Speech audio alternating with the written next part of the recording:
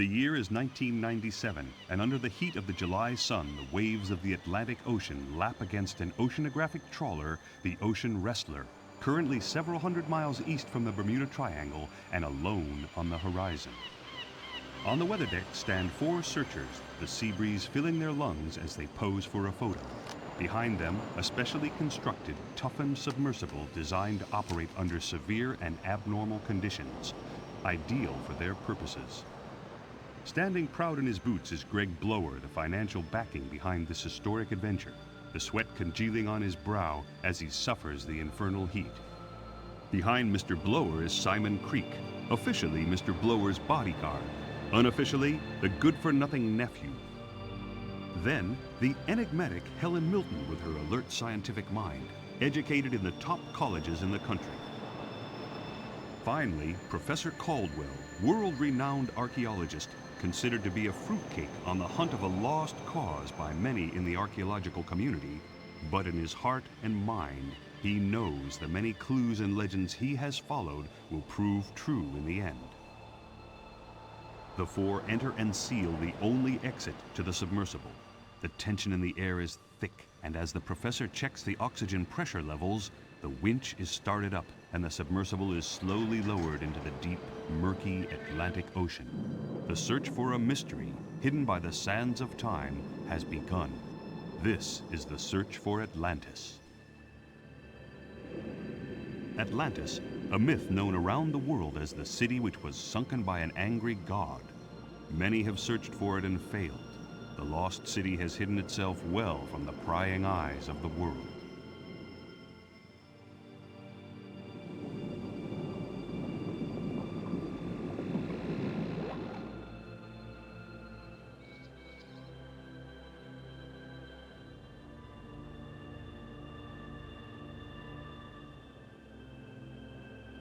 As the submersible descends fathom after fathom, Helen watches the instruments act quirkily.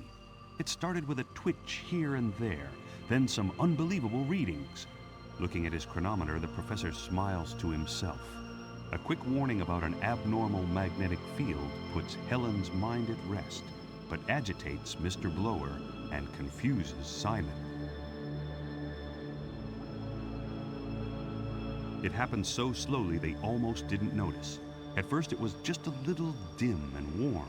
Then as the sleek yellow submersible continued into the magnetic field, it got brighter and brighter and warmer and warmer. Then Simon noticed a fish, a big fish, a glowing fish. He pointed it out to the professor, who smiled and said it was a prophetic dolphin, reciting a passage written by Christopher Columbus, who spoke of mystic glowing creatures making ethereal noises and guiding them through dangerous waters. It took just a second for the professor to decide the path they should take, and as the dolphin began to swim further into the murkiness, the professor told Helen to use the dolphin as their guide. This drew more than a raised eyebrow from Mr. Blower, who was expecting a well-choreographed scientific mission. He wasn't expecting this. Guiding the submersible through the silence of the seabed, leading them right to the center of the magnetic field, Helen watched the radar as many other curious dolphins began to surround them. Helen smelt the burning electronics of the guidance console and knew they were going to crash.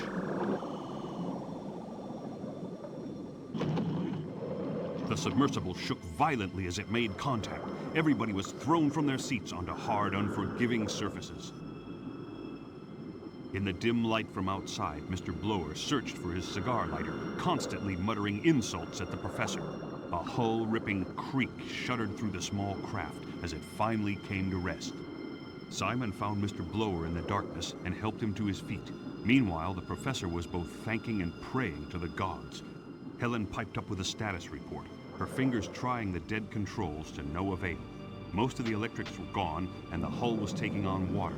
Then the professor suggested she should try the outside lights, as they had their own power supply. There it was, the professor's holy grail and Mr. Blower's unique business opportunity, Atlantis. In London, several days later, and in the middle of a snowstorm, a newspaper editor waits.